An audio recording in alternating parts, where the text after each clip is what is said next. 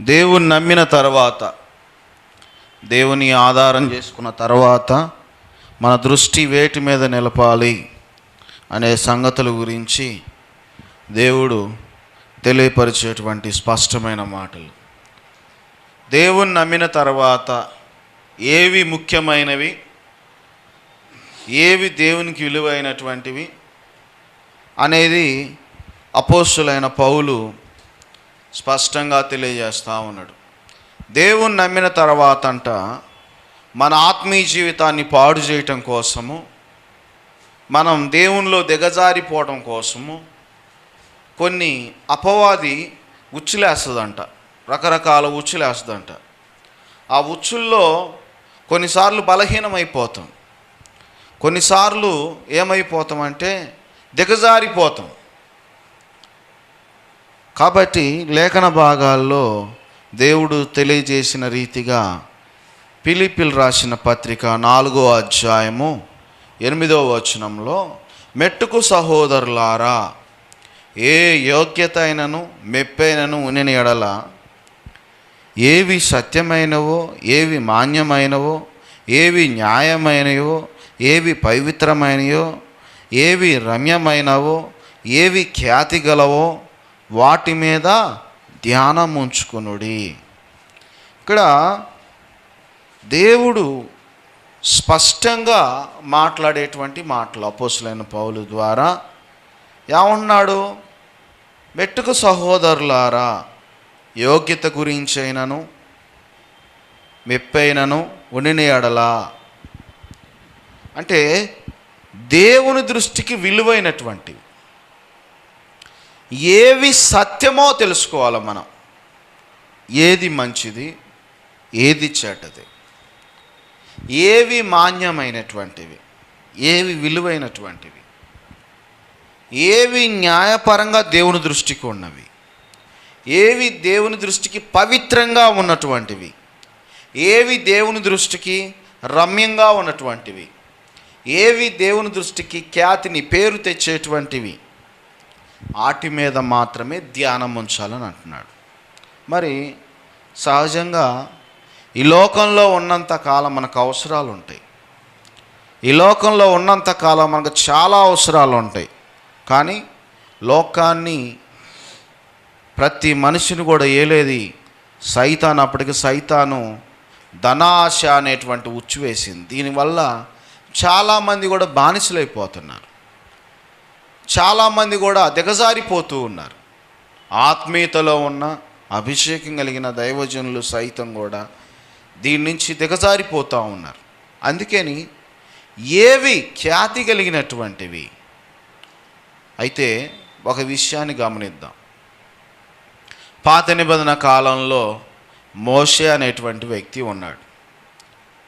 మరి మోషేకి మంచి రాజు స్థానం ఉంది, రాజుగా ఉన్నాడు, మంచి హోదా ఉంది, మంచి స్థితి కలిగి ఉన్నాడు. కానీ అంత స్థితి అంత ఉన్నా కానీ తన మనసులో ఏదో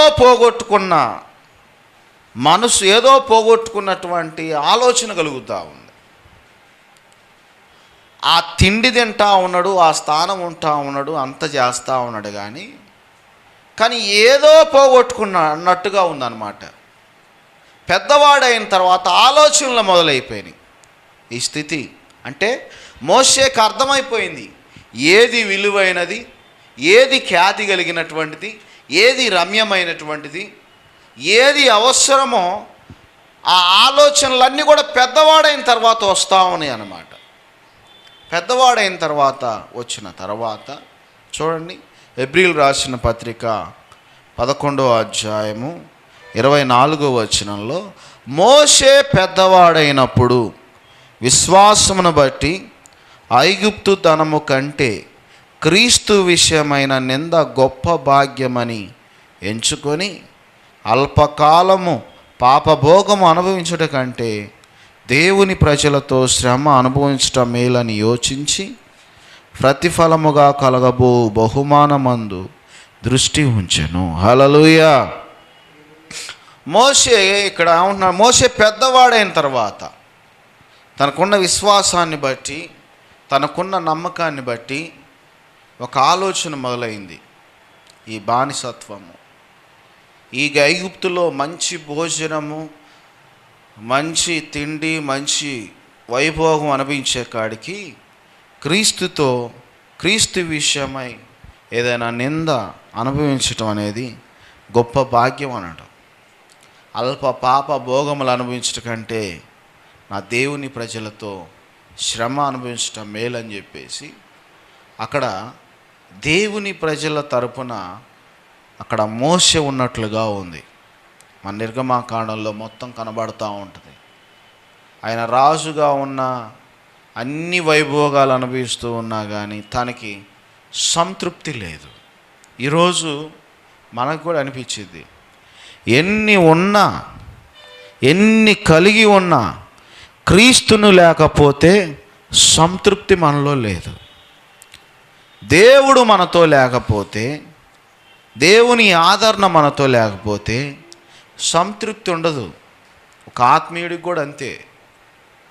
ఉద్యోగం ఉన్నా, మంచి తిండి తింటున్నా, మంచి బంధువులు ఉన్నా, మంచి బలగం ఉన్నా కానీ క్రీస్తు లేకపోతే ఏదో పోగొట్టుకున్నట్టుగా అనిపిస్తుంది. అందుకే నా అపోస్తులైన పౌలు అంటున్నాడు, ఈ లోకంలో విలువైనవన్నీ మనకు కనబడవచ్చు కానీ అసలైన విలువ ఉంది. క్రీస్తు లేకపోతే నీకు విలువ లేదు. క్రీస్తు లేకపోతే సంతృప్తి లేదు. అంత పెద్ద మోషే కూడా అల్పకాల వైభోగాలు అనుభవించే కాడికి నా దేవుని ప్రజలతో శ్రమ అనుభవించట మేలు అని చెప్పేసి అక్కడ ఐగుప్తులో ఇజ్రాయెల్ ప్రజలు కష్టపడుతూ ఉంటుంటే ఐగుప్తుల్లో వాడు బాధ కలిగిస్తూ ఉంటే వాడిని అక్కడక్కడే చంపుతాడు.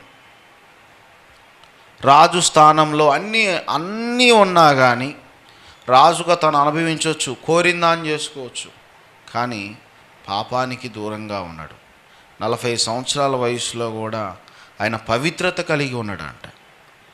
కానీ ఇక ఒక్క పరిస్థితిని బట్టి దూరంగా వెళ్ళిపోయి నా దేవుని కోసము శ్రమ అనుభవించడానికైనా సిద్ధమని ఐగుప్తీయుల్ని, ఆ రాజు తత్వాన్ని విడిచిపెట్టి దూరంగా పారిపోయిండు, దేవునితో ఉన్నాడు. హల్లెలూయా. ఈ లోకంలో మనకి ఎన్ని ఉన్నా, ఎన్ని జరిగినా మనకి క్రీస్తు లేకపోతే సంతృప్తి ఉంటుంది, ఏదో పోగొట్టుకున్నట్టు ఉంటుంది. చూడండి, దేవుని నమ్ముకున్న ప్రజలు వాళ్ళకి ఆస్తులు లేకపోవచ్చేమో, బంధువులు లేకపోవచ్చేమో. నేను ఒక సాక్ష్యం విన్నాను. యేసు ప్రభుని నమ్ముకున్నారని చెప్పేసి ఒక కుటుంబాన్ని వెలివేసిండ్రంట. అన్నదమ్ములు వెలేశారంట. వెళ్ళేస్తే మరి తన భార్య భర్తలు కట్టుబట్టలతో విజయవాడ వెళ్ళారు. హల్లెలూయా. కట్టుబట్టలతో విజయవాడ వెళ్ళి అంత దరిద్రమైన పేదరికంలో ఎక్కడ కూడా అపవిత్రత చోటు ఇవ్వలేదు. అంత కఠినమైన పరిస్థితులు ఎక్కడ కూడా ఏ రోజు కూడా దేవుని మందిరానికి మానుకోలేదు. తినటానికి తిండి లేని పరిస్థితుల్లో కూడా ప్రార్థన మానుకోలేదు. దేవుని యందు యథార్థంగా ఉన్నారు. ఉన్నదాన్ని బట్టి సంతృప్తి చెందారు. ఉన్నదాన్ని బట్టి ఇది దేవుడు మనకిచ్చిన భోజనము, ఇది దేవుడు మనకిచ్చిన స్థితి అని దేవునికి స్తోత్రాలు చెల్లించారు. స్తోత్రాలు చెల్లిస్తే బంధువుల మధ్య నుండి, అందరి మధ్య నుండి వెలివేయబడి విజయవాడ ప్రాంతంలోకి వచ్చి దిక్కుతోచని పరిస్థితి, ఎటు పోవాలో ఏం చేయాలో అర్థం కాని పరిస్థితి, కష్టాలు పడ్డారు, తిండి లేదు, నానా రకాలుగా ఇబ్బందులు పడ్డారు. కానీ వాళ్ళు ఎన్ని ఇబ్బందులు పడ్డా ఇది దేవుడు మాకు ఇచ్చిన స్థితి అని విశ్వసించారు. హల్లెలూయా. దేవుడు పర్మిషన్ లేకుండా మన జీవితంలో ఏది రాదు, చిన్న అవరోధం కూడా రాదు. దేవుడు మన జీవితంలో పర్మిషన్ ఇచ్చినట్టు అన్నమాట. అది భార్యాభర్తలు నమ్మారు, విశ్వసించి ప్రార్థన చేశారు, పస్తులు ఉన్నారు, కానీ దేవుని మాత్రము విడిచిపెట్టలా. దేవుని మందిరాన్ని మాత్రము విడిచిపెట్టలా. ప్రార్థించటం మాత్రము మరవలేదు. దేవుని యందు యథార్థం కలిగి ఉన్నారు. దేవుడు ఆ కష్ట నష్టాల్లో కూడా దేవుడు తోడుగా ఉండి, మరి ఆ కష్ట నష్టాల్లోనే మరి వాళ్ళకి సంతానం ఇవ్వడం జరిగింది. ఆ సంతానాన్ని జాగ్రత్తగా పెంచుకుంటూ అలా కాలయాపన జరుగుతూ ఉంటుంటే కొన్ని సంవత్సరాలకి ఇచ్చిన పిల్లలను కూడా భయభక్తులతో పెంచుతూ మరలా వారు చదువులు యందు దేవుడు ఎంతగా దీవించాడంటే బహుగా దీవించాడు. హల్లెలూయా. చదువుల్లో 10th క్లాసు, ఇంటర్మీడియట్, బీటెక్ అన్ని రంగాల్లో ప్రథమ స్థానం అంట. దేవుడు వారిని ఎంతగా దీవించాడంటే మరి వాళ్ళ పిల్లల్ని మంచి ఉన్నతమైన ఉద్యోగంలో స్థిరపడ్డారంట. సివిల్స్లో స్థిరపడటం అంటే అది దేవుడు బ్లెస్సింగే, దేవుడు ఆశీర్వాదమే. 0 నుంచి దేవుడు వారిని ఎంతగా దేవుడు దీవించాడంటే బహుగా దేవుడు దీవించాడు. కారణం ఏందో తెలుసా? దేవునికి ఇచ్చే విలువ దేవునికి ఇచ్చారు. ఏది ఖ్యాతి కలిగిందో, ఏది రమ్యమైనదో వాళ్ళు తెలుసుకున్నారు. యేసు ప్రభుని నమ్ముకున్నంత మాత్రాన మేము వెలియబడ్డాము, ఈ బ్రతుకెందుకు అనుకోలే. దేవుని పక్షాన యథార్థంగా ఉన్నారు. మోషే జీవితంలో కూడా మరి అక్కడ ఉంటే ఐగుప్తు రాజుగా ఉండేవాడేమో, అంతే. ఉన్నంతకాలం రాజుగా ఉండేవాడేమో, ఉన్నంతకాలం అల్పకాల వైభోగాన్ని అనుభవించేవాడేమో, కానీ దాంట్లో సంతృప్తి దొరకలేదు మోషేకి. సంతృప్తి దొరకలా, తృప్తి దొరకలా. అందుకని బయటకు వచ్చేసాడు. బయటకు వచ్చేసిన తర్వాత దేవుడు ఏమైనా తక్కువ చేశాడా? ఇజ్రాయెల్ ప్రజలకి నాయకుడిగా ఏర్పరిచాడు. హల్లెలూయా. దేవుడు మనము ఒకటి పోగొట్టుకుంటే మనం అనుకోవచ్చు, అబ్బా మంచి ఛాన్స్ పోగొట్టుకున్నాం అని చెప్పేసి, మంచి వైభోగాన్ని పోగొట్టుకున్నాం అని చెప్పేసి మనం అనుకోవచ్చు. కొంతమంది దేవుని నమ్ముకున్న బిడ్డలు, అన్న 2 సంవత్సరాల క్రితం మంచి ఆఫర్స్ వచ్చినాయి, చేతులారా పోగొట్టుకున్నాం అంటాం. కానీ కొన్ని మంచి ఆఫర్స్లో దేవుని యందు సంతృప్తి ఉండదు. చాలామంది సాఫ్ట్వేర్స్ రెస్ట్ లేకుండా పనిచేస్తున్నారు, కానీ ప్రార్థన ఉండదు, దైవికంగా దేవుని వాక్యం ఉండదు. వాళ్ళ జీవితాలంగా అలా కొన్నిసార్లు. ఏదైనా కానీ అపోస్తలుడైన పౌలు చెప్పినట్టుగా ఏ యోగ్యత అయినను మెప్పైనను నేను ఎడలా. యోగ్యత లేదు, మెప్పులు లేవు, కానీ ఏవి సత్యమైనవో అవి అవలంబించాలి, ఏవి మాన్యమైనవో అవి పాటించాలి, ఏవి న్యాయమో దాన్ని అనుసరించాలి, ఏది పవిత్రతో దాన్ని కూడా అనుసరించాలి, ఏది రమ్యమైనవో ఏది ఖ్యాతి కలిగినవో వాటి మీద ధ్యానం ఉంచండి, అంతే. వాటి మీద నీ దృష్టి నిలపండి, వాటి మీద నీ దృష్టి నిలపండి. ఈరోజు వాక్యం వింటున్న నీవు వేటి మీద నీ దృష్టి కలిగి ఉండు. కొన్నిసార్లు ఏమనిపించిద్ది అంటే, కొన్నిసార్లు దేవుని నమ్ముకున్నాక దేవుని మందిరంలో వచ్చిన తర్వాత మన పరిస్థితులను బట్టి అబ్బా లోకంలో ఉంటే బాగుండేదే, లోకానుసారంగా జీవిస్తే బాగుండేదే, మన పాత జ్ఞాపకాలు సాతానుగాడు గుర్తు చేస్తాడు. గుర్తు చేసి అలా ఉంటే బాగుండేదే, ఇలా ఉంటే బాగుండేదే, మంచి అవకాశాన్ని కోల్పోయాను అని చెప్పేసి మనసులో కొన్ని సాతానుగాడు చెడు తలంపులు తెస్తూ ఉంటాడు. అయితే మోషే ఏమంటాడంటే, అల్పకాల పాప భోగం అనుభవించట కంటే దేవుని ప్రజలతో శ్రమ అనుభవించటం మేలు అని చెప్పేసి మోషే బయటకు వచ్చాడు. మోషే నేను తక్కువ ఉంచాడా దేవుడు? అన్నీ బాగొట్టుకున్నాడు, రాజు స్థానాన్నే బాగొట్టుకున్నాడు, అంతా బాగొట్టుకున్నాడు. కానీ దేవుడు ఏమైనా తక్కువ ఉంచాడా? ఇశ్రాయేలు ప్రజలకి నాయకుడిగా ఉన్నాడు. అంతేకాదు మోసే చేసిన గొప్ప కార్యాలు ఎవడు చేయలేదంట. మోసే చేత దేవుడు చేసిన కార్యాలు ఎవరు చేయలేదనంట.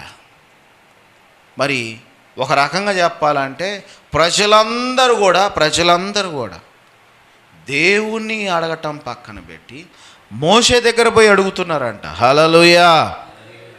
నీళ్ళు కావాలన్నప్పుడు, అయ్యా మోషే మాకు నీళ్ళు కావాలి. ఆకలేసినప్పుడు, మోషే మాకు ఆహారం కావాలి. మాంసం కావాలన్నప్పుడు, మోషే మాకు మాంసం కావాలి. దేవుణ్ణి అడగటం పక్కన పెట్టాడు. దేవునికి ప్రజలకి మధ్యవర్తిగా, రాయబారిగా, మీడియేటర్గా మోషే ఉన్నాడు. మరి మిక్కిలి సాత్వికుడైన మోషే ఒకటి పోగొట్టుకుంటే మోషేని గొప్ప నాయకుడు, లీడర్గా ఉంచాడు. ఈరోజు మనం అనుకోవచ్చు, కొన్ని కోల్పోడినప్పుడు కొన్ని కోల్పోతాం. మనం దేవుణ్ణి నమ్ముకున్న తర్వాత కొన్ని మంచి అవకాశాలు కోల్పోతాం. అవకాశాలు కోల్పోయినవని బాధపడాల్సిన అవసరం లేదు. వాటికంటే శ్రేష్టమైన మంచి ఈవుల్ని దేవుడు ఇవ్వటానికి ఇష్టపడతా ఉన్నాడు. ఈ ఉదయకాలంలో మోషే కోల్పోయింది రాజు స్థానమే, కానీ మోషే చేత దేవుడు అనేక అద్భుతాలు చేశాడు, నాయకుడిగా ఉంచాడు. ఇంకొక విషయం చెప్పాలంటే, మోషేని దేవుడిగా భావించి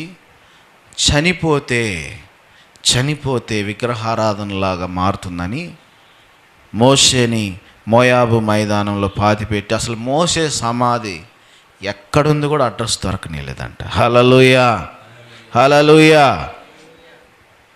చూడండి, వ్యక్తి పూజలు, మనిషి విగ్రహారాధనలు దేవుడికి నచ్చవు.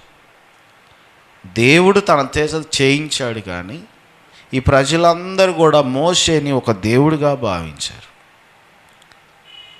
ఏదైనా మోషేని అడగటం, మోషేతో మాట్లాడుకోవటమే, కానీ దేవునికి సహవాసం అనేది లేదు ప్రజలకి. అందుకని మోషే చనిపోయిన తర్వాత మోషే సమాధి కనబడనీయకుండా చేశాడు. ఈరోజు అసలు మోషే రాజు స్థానాన్ని కోల్పోయిన మంచి నాయకుడి స్థానాన్ని పొందుకున్నాడు. ఇంకోటి, దేవుని ప్రత్యక్షత, దేవుని మహిమ ముందు ఏది విలువైంది కాదు. దేవుని కృపావరాలకి మనం అనుకోవచ్చు, దేవుని ప్రత్యక్షత అనుభవించే వాళ్ళు చాలా తక్కువ, దేవుని మహిమ అనుభవించే వాళ్ళు చాలా తక్కువ. దేవుని కృపావరాలు అంటే కోట్ల రూపాయల కంటే అంత విలువైనది అన్నట్టు అర్థం. అపోస్తలుడైన పౌలు చెప్తాడు, రోమాపత్రిక 8వ అధ్యాయం 18వ వచనం, మన ఎడల ప్రత్యక్షము కాబో మహిమ ఎదుట ఇప్పటి కాలపు శ్రమలు ఎన్నతగినవి కావని ఎంచుచున్నాను అంటాడు. అంటే ఆయన మహిమ ముందు ఏదైనా తక్కువే, ఆయన ప్రత్యక్షత ముందు ఏదైనా తక్కువే. ఆయన మహిమ ముందు, ఆయన ప్రత్యక్షత ముందు చిన్నపాటి శ్రమలైనా అది ఎన్న తగినవి కావంటున్నాడు. వాటిని జయించే శక్తి దేవుడు మనకిస్తాడు. మనకి శ్రమలు ఉండొచ్చు, ఇబ్బందులు ఉండొచ్చు, కానీ దేవుని ప్రత్యక్షత, దేవుని మహిమ అనుభవిస్తూ ఉన్నప్పుడంట ఎంత పర్వతమైన పిండి చేయగలిగినటువంటి సామర్థ్యాన్ని దేవుడు మనకిస్తాడంట. హల్లెలూయా. ఉదాహరణకి ఆదాము అవ్వ ఉన్నారు. దేవుడు ఆదాము అవ్వని ప్రేమించాడు. దేవుడు ఆదాము అవ్వని ప్రేమించి సమస్తాన్ని వాళ్ళ కళ్ళ ముందు ఉంచాడు. చూడండి, ఇక్కడ బాగా గమనించండి, ఇందులో ఉన్న మర్మాన్ని గమనించండి. ఎంతగా ప్రేమించాడంటే దేవుడు చాలా ప్రేమించాడు, వాళ్ళ కోసం అన్నీ సిద్ధపరిచాడు. మంచి వెనక చెడు ఏ రీతికైతే ప్రపంచంలో, లోకంలో, మనుషుల మధ్యలో ఎట్లయితే ఉంటుందో ఆ రోజే మంచి చెడ్డలను తెలివినిచ్చి వృక్ష ఫలాలని దేవుడు ఏదైనా తోటలో ఉంచాడు. ఉంచి చెప్పాడు, ఇదిగో అయ్యా ఆదామా అవ్వ, ఇదిగో ఈ వృక్ష ఫలాన్ని మీరు తినకూడదు, దీన్ని తినమున మీరు చచ్చిపోతారని కూడా ఒక డేంజరస్ కండిషన్, ఒక కండిషన్ చెప్పాడు. కానీ వాళ్ళు ఏం చేశారు? ఆదాము అవ్వ సర్పము చెప్పిన మాటను బట్టి దాన్ని నమ్మి అవ్వ తిని ఆ కొన్ని పండ్లు ఆదాము తీసుకొచ్చి తిన్న తర్వాత సిగ్గొచ్చేసింది వాళ్ళకి. చూడండి, ఇక్కడ ఈ చిన్న విషయంలో సకల వైభోగాలు, సకల వనరులు దేవుడు ఇచ్చిన తర్వాత కూడా ఏది ఖ్యాతి కలిగినది, ఏది పవిత్రమైనది, ఏవి మాన్యమైనవి, ఏవి రమ్యమైనవి అవ్వ గుర్తించలేకపోయింది. ఆ ఒక్కరవ దాన్ని బట్టి, ఆ కొంచెం దాన్ని బట్టి ఏమైపోయింది? ఏదేని తోటలోండి దేవుని సన్నిధిలోంచి వెళ్ళగొట్టబడ్డారు. కాబట్టి ఈరోజు మోషే అపవిత్రత నుంచి బయటకు వచ్చాడు, దేవునికి నచ్చని ప్రాంతాల నుంచి బయటకు వచ్చాడు. అవ్వేం చేసింది? దేవుని సన్నిధిలో ఏదైనా తోటలో అపవిత్రమైనటువంటి వాటిని, అంటే దేవుడికి ఇష్టం లేని పని జరిగించింది కాబట్టి తను బయటికి రావాల్సిన పరిస్థితి వచ్చింది. కాబట్టి దేవుని బిడ్డలారా, జాగ్రత్తగా గమనించండి. వేటి మీద నీ దృష్టి నిలపాలి? ఏవి పవిత్రమో, ఏవి రమ్యమో, ఏవి ఖ్యాతి కలిగినవో వాటి మీద నీ దృష్టి ఉంచు. దేవుడు తెలియపరుస్తాడు. దేవుడు నీకు మంచి జ్ఞానాన్ని ఇస్తాడు. దేవుడు తప్పకుండా నీకు మంచి జ్ఞానాన్ని ఇస్తాడు. ఏది మంచిదో, ఏది చెడ్డదో వివేచన దేవుడు ఇస్తాడు. కానీ నువ్వు చూజ్ చేసుకోవాలా, ఇది కావాలనా, ఇది కావాలనా, ఇది తీసుకుంటే ఏమవుతుందో, ఇది తీసుకుంటే ఏమవుతుందో. కానీ మంచి వాటిని సెలెక్ట్ చేసుకోవాలి. కొన్నిసార్లు లోకానుసారంగా అది విలువ ఉండొచ్చు, కానీ దేవుడికి ఇష్టం ఉండదు. నువ్వు నీ దేవుని కోసము ఏదైనా వదిలిపెట్టుకోవాల్సిందే. మన దేవుని కోసము విలువైనవి కావచ్చు, లోకంలో పేరు ప్రఖ్యాతులు గాయించినవి కావచ్చు, కానీ మన దేవుని కోసము విలువైనవి పోగొట్టుకుంటే అంతకంటే విలువైనవి దేవుడు మన కళ్ళ ముందు ఉంచుతాడు. హల్లెలూయా, హల్లెలూయా. మోషే రాజు స్థానాన్ని కోల్పోయాడు, కానీ 40 లక్షల మంది ప్రజలకి నాయకుడిగా ఉన్నాడు. గొప్ప మిరాకిల్ జోన్ అన్నమాట. మిరాకిల్కి కేర్ ఆఫ్ అడ్రస్ ఎవరయ్యా అంటే మోషేనే. మోషే చేసింది చాలా అద్భుతాలు. ఎర్ర సముద్రాన్ని 2 పాయలుగా చేల్చాడు. ఎంత అద్భుతమో చూడండి. దేవుడేమో తక్కువ చేశాడా? రాజు స్థానాన్ని కోల్పోతే నాయకుడి స్థానాన్ని ఇచ్చాడు. రెండవదిగా ఏలియా దగ్గర నమ్మకంగా ఎలీషా ఉంటే చాలా పవిత్రంగా ఏలియా ఎన్నోసార్లు ఎలీషాని అడుగుతారు, అయ్యా నీకేం కావాలయ్యా, నీకేం కావాలయ్యా, నీకేం కావాలి, ఏం కావాలయ్యా అని అంటే ఎలీషా చాలా వినయంగా, ఇదిగో నీకున్న ఆత్మలో 2 పాలు కావాలంటాడు. అంటే 2 అంతల అభిషేకము నాకు కావాలి, ఇంకంత మించి నాకు వేరేదేమొద్దు. ఏలియా ఎన్నోసార్లు పరీక్షించినా కానీ ఎలీషా చివరి వరకు వచ్చిన సమాధానం అదే, నీకు కలిగిన దాంట్లో 2 పాలు నాకు అభిషేకం కావాలి, 2 అంతల అభిషేకం నాకు కావాలి. చూడండి, అది ఆయనకి విలువైందిగా భావించాడు. అది ఆయనకు నచ్చింది. కానీ ఏలియా చనిపోయే ముందు ఎత్తబడే టైంలో ఏలియా దగ్గర ఉన్న దుప్పటి తన మీదకి వేసినప్పుడు ఆ 2 అంతల అభిషేకం తన మీదకి వచ్చేసింది. హల్లెలూయా. సరే, ఎలీషా దగ్గర గెహాజీ ఉన్నాడు. గెహాజీ ఉన్నప్పుడు మరి ఏలియా కంటే ఎలీషా గొప్పగా 2 అంతల కార్యాలు చేశాడు. మరి ఎలీషా దగ్గర ఉన్న గెహాజీ కూడా చెప్పాలి అని అంటే మనం ఊహించిన దాని ప్రకారం ఈయన కంటే ఇంకా 4 అంతల కార్యాలు చేసేటువంటి గొప్ప ప్రవక్తగా ఉండాలి గెహాజీ. కానీ ఈయన బలహీనత, ఈయన యొక్క ఉద్దేశం ఇక్కడ స్పష్టంగా కనబడతా ఉంది. 2 రాజులు 5వ అధ్యాయము 20వ వచనంలో, అంతటి దైవజనుడైన ఎలీషాకు సేవకుడగు గెహాజీ సిరియానీయుడైన ఈ నయామాను తీసుకుని వచ్చిన వాటిని అంగీకరించుటకు నా యజమానికి మనసు లేకపోయినా కానీ యెహోవా జీవము తోడు నేను పరిగెత్తుకొని పోయి అతన్ని కలుసుకొని అతని యొద్ద ఏదైనా తీసుకుందునని. ఇక్కడ జరిగినటువంటి సంఘటన ఏంటంటే, నయామాను అనేటువంటి వ్యక్తి, కుష్ఠరోగం కలిగినటువంటి వ్యక్తి ఎలీషా దగ్గరికి వచ్చినప్పుడు ఎలీషా చెప్తాడు, యోర్దాను నదిలోకి వెళ్ళి 7 మార్లు మునగమని చెప్తాడు. మునగమని చెప్పగానే ఎలీషా ప్రవక్త మాట విని నయామాను చేసిన దాన్ని బట్టి అమ్మటే తనకున్న కుష్ఠరోగం పోద్ది. ఎలీషా దగ్గర పోయి నయామాను బదిలాడుతాడు, అయ్యా మరి నాకు ఇంత బాగా అయింది కదా, నా దగ్గర ఉన్న కానుకని స్వీకరించమంటే, యెహోవా జీవంతో నాకు అవసరం లేదంటాడు. హల్లెలూయా. నాకు ఇవి విలువైనవి కావు, లోకంలో విలువ కావచ్చు కానీ నాకు అవసరం లేదు, నువ్వు వెళ్ళిపో అని తిరస్కరించాడు.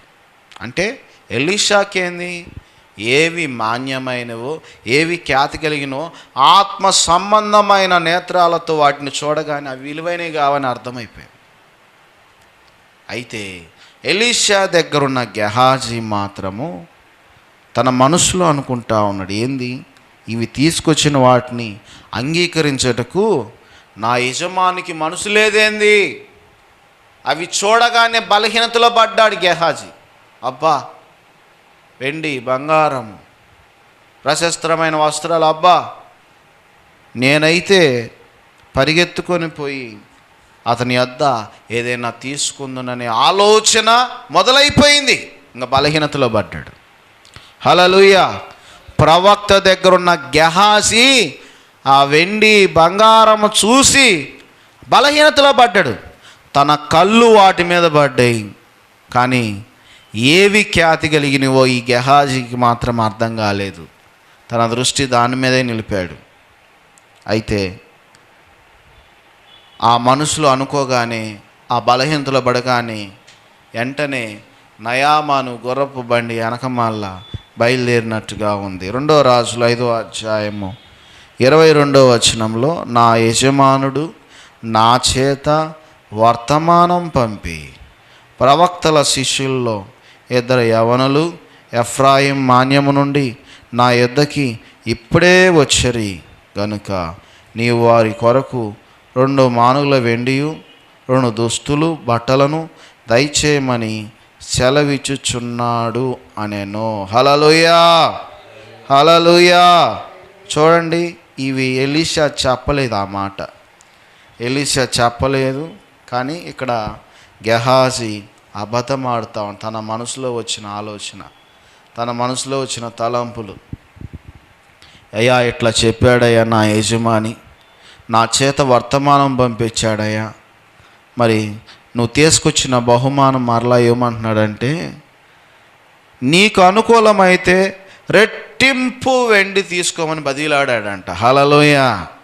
నయామాన్ని బదిలాడాడు. సరే నీకు అనుకూలమైతే మంచిదయ్యా, నాకు కూడా సంతోషం, రెట్టింపు తీసుకో, ఇంకా డబల్ తీసుకో అని చెప్పినప్పుడు, ఆ మాట చెప్పినప్పుడు 2 సంచుల్లో 4 మానికల వెండి కట్టి 2 దుస్తులు బట్టలనిచ్చి తన పనివారిలో 2 మీద వాటిని వేయగా వారు గెహాజీ ముందర వాటిని మోసుకొని పోయిరి. చూడండి, ఇది ఎంత తర్వాత ఇవన్నీ జరిగి ఒక చోట దాచి ఒక చోట ఉంచి మళ్ళీ ఎరగనట్టుగా వచ్చి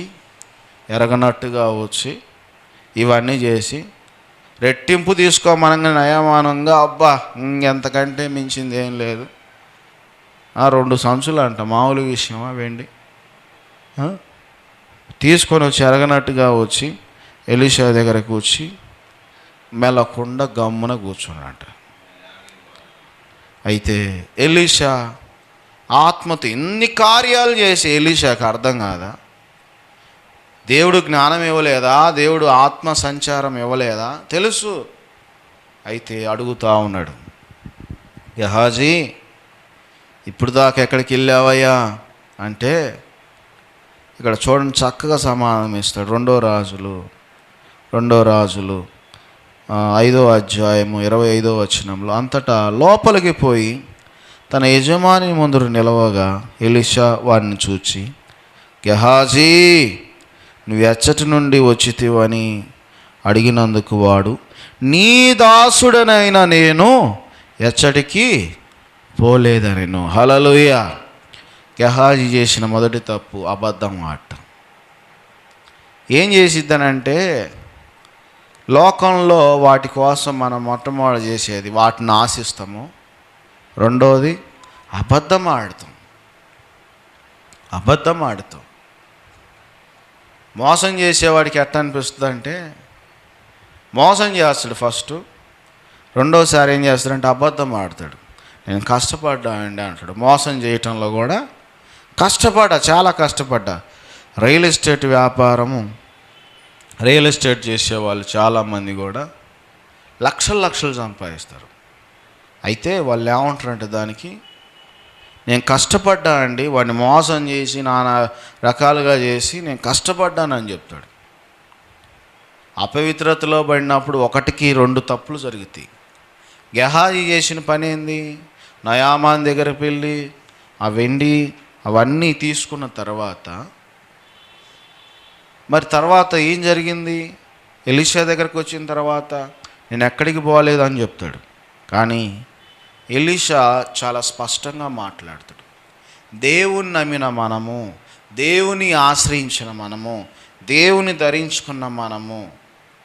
ఇక్కడ ఏలియా దగ్గర ఉన్న ఎలీషా 2 అభిషేకం పొందుకుంటే, ఎలీషా దగ్గర ఉన్న గెహాజీ గొప్ప ప్రవక్త కావాలి. ఎలీషా అంటాడు, అయ్యా ఇది మనకి ఇప్పుడున్న పరిస్థితి అవసరమా? మనకే అవసరమో తెలియదా? ఏ విలువైనో నాకు తెలియదా? నయామాన్ తీసుకొచ్చినటువంటి నాకు విలువైనవి తెలియవా? ఏమంటాడంటే చాలా స్పష్టంగా, ద్రవ్యమును, వస్త్రములను, ఒలీవ చెట్ల తోటలను, ద్రాక్ష తోటలను, గొర్రెలను, ఎట్లను, దాసదాస్యులను సంపాదించుకున్నట్టుకు ఇది సమయమా అంటాడు. హల్లెలూయా. ఇది సమయమేనా? ఒకవేళ తీసుకొచ్చాడు నా దగ్గరికి, నేను తీసుకోకుండా వెనక్కి పంపించానంటే అర్థమైంది అవి విలువైనవి కావు. ఇదేమన్నా సమయమా? సంపాదించుకునే సమయమా? దాచుకునే సమయమా? చాలా స్పష్టంగా మాట్లాడు. అక్కడ చాలా మర్మం ఉంది. ఏవి ఖ్యాతి కలిగినయో, ఏవి రమ్యమైనవో, ఏవి పవిత్రత కలిగినయో ఇక్కడ ఎలీషా గుర్తించాడు. అవసరం లేదన్నాడు. తన ఎదుటికే వచ్చి బహుమానాలు అందిస్తుంటే అంగీకరించలేదు. దేవునికి మహిమకరంగా ఉన్నాడు, దేవునికి దీవెనకరంగా ఉన్నాడు, దాసత్వం కలిగి ఉండలేదు. కానీ నువ్వు ఇది రహస్యంగా చేశావు కాబట్టి నయామానుకు కలిగిన కుష్టు నీకును నీ సంతతికిని సర్వకాలము అంటియునునని చెప్పాను. వాడు మంచు వలె తెల్లనైన కుష్ఠము కలిగి ఎలీషా ఎదుటి నుండి బయటికి వెళ్ళెను. హల్లెలూయా. చూడండి, ఆయన రెట్టింపు వెండిని తీసుకెళ్ళి వస్త్రాలు తీసుకెళ్తే వచ్చిన భయంకరమైన శాపం ఏంటంటే, ఎలీషా తర్వాత గొప్పగా అభిషేకం కలిగి వాడబడాల్సిన దైవజనుడు కేవలం వెండి కొరకు, వస్త్రాల కొరకు ఆశపడి తను ఉన్న అభిషేకాన్ని కోల్పోయాడు. అభిషేకం కాస్త కుష్ఠరోగం పొందుకున్నాడు. అభిషేకాన్ని పొందుకోవాల్సింది పోనిచ్చి ఆ వెండిని ఆశించటం వల్ల, ధనమును ఆశించటం వల్ల కుష్ఠరోగాన్ని సదాకాలం పొందుకున్నాడు.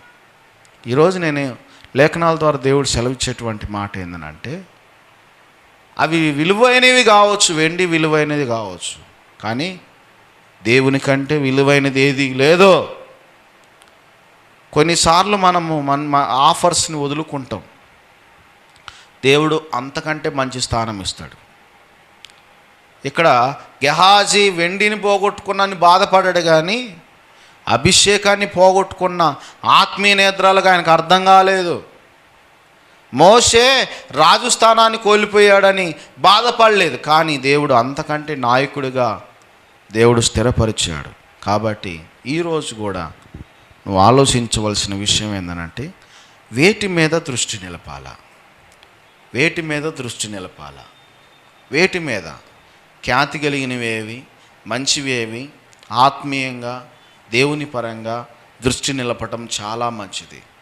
మనం దేవుని నమ్ముకున్న మన దృష్టి అంతా కూడా దేవుని మీదే నిలపాల. దేవుడు మనకుంటే అన్నీ సమస్తం మనకున్నట్టే ఆ గ్రహింపు మనలోకి రావాలా. మోషే అర్థం చేసుకున్నాడు, అల్పకాల పాప భోగం అనుభవించట కంటే నా దేవుని ప్రజలతో ఉండటం మేలని వదిలేశాడు. రాజరికాన్ని వదిలేశాడు, సుఖభోగాలను వదిలేశాడు. ఏం చేశాడు? బయటకు వచ్చేసాడు. ఈరోజు మన దేవుని కోసం అన్నీ వదులుకున్నా కానీ దేవుడైతే నిన్ను తక్కువ స్థానంలో ఉంచడు. దేవుని కోసం అన్నీ వదిలేసుకొని వచ్చినా కానీ దేవుడు తక్కువ ఉంచడు. దేవుడు నమ్మి చెడిపోయినాడు ఊళ్ళేడు. ఎన్నో సాక్ష్యాలు వింటున్నాం. ఇక్కడ మోసే పరిస్థితి ఎలా ఉంది? రాజు స్థానాన్ని వదిలిపోయి దేవుని కోసం బయటకు వస్తే మోసేని గొప్ప నాయకుడిగా చేశాడు. ఎలీషా దగ్గర ఉన్న గెహాజీ వెండిని ఆశిస్తే ఎంత దరిద్రం వచ్చిందో చూడండి. ఎంత దరిద్రము! మంచి అభిషేకం కలిగిన ప్రవక్తగా మారాల్సిన గెహాజీ కాస్త వెండిని ఆశించటం వల్ల ఏది ఖ్యాతి కలిగినవో ఏది రమ్యమైనవో అర్థం కాకపోవడం వల్లే ఆ గెహాజీకి ఆ నష్టం జరిగింది. కాబట్టి ఆత్మీయ నేత్రాలతో ఏది విలువైనదో అపోస్తలుడైన పౌలు చెప్పిన రీతిగా ఏది విలువైనదో, ఏవి మాన్యమైనవో, ఏవి రమ్యమైనవో, ఏవి పవిత్రమైనవో మనం తెలుసుకోవాలి. అది తెలియాలంటే నువ్వు దేవునితో సంబంధం కలిగి ఉంటేనే అర్థమవుతుంది. ఏలియా దగ్గర ఉన్న ఎలీషా ఇవేమి ఆశించలా, ఇవేమి కావాలని కోరుకోలేదు. ఏమన్నాడు? అయ్యా నీకేం కావాలయ్యా అని ఏలియా అడిగితే, అయ్యా నీ అభిషేకంలో నాకు 2 పాలు కావాలన్నాడు. అంతే. నాకు ఇల్లు కావాలి, వెండి కావాలి, బంగారం కావాలి, అవి ఆయనకి నచ్చలేదు. ఆత్మీయ నేత్రాలకు ఆయనకి అర్థం కాలేదు. అవి విలువైనవని ఎలీషాకి అర్థం కాలేదు. కానీ ఏది విలువైందని ఎలీషా తెలుసుకున్నంటే అభిషేకము విలువైనదని గ్రహించి ఏలియా దగ్గర, అయ్యా నీకు కలిగిన అభిషేకంలో నాకు 2 పాలు కావాలని ఎలీషా అడిగాడు. తను ఆరోహణమయ్యేంత వరకు కూడా అడిగాడు. కానీ ఈ గెహాజీకి అర్థం కాల. ఎలీషా చుట్టూ తిరుగుతున్నాడు, ఎలీషాతోనే ఉంటున్నాడు, కానీ తన దృష్టి అంతా కూడా లోకానుసారంగా ఉంది. లోకానుసారంగా ఉండి నష్టాన్ని పొందుకున్నాడు. కాబట్టి ఈరోజు దేవుణ్ణి నమ్మిన మనం మన ఆత్మీయ నేత్రాలతో ఏది విలువైనదో, ఏది ఖ్యాతి కలిగిందో, ఏది పవిత్రమైనదో, ఏది రమ్యమైనదో, ఏవి మాన్యమైనవో వాటి మీదే నీ దృష్టి నిలుపు. వాటి మీదే నువ్వు ధ్యానం ఉంచమని అపోస్తలుడైన పౌలు చెప్పిన రీతిగా విశిష్టమైనటువంటి ఆలోచనలతో దేవుని వైపు చూస్తూ దేవుని వైపు ఆలోచించు. దేవుడి మాటలు దీవించునుగాక. ఆమేన్.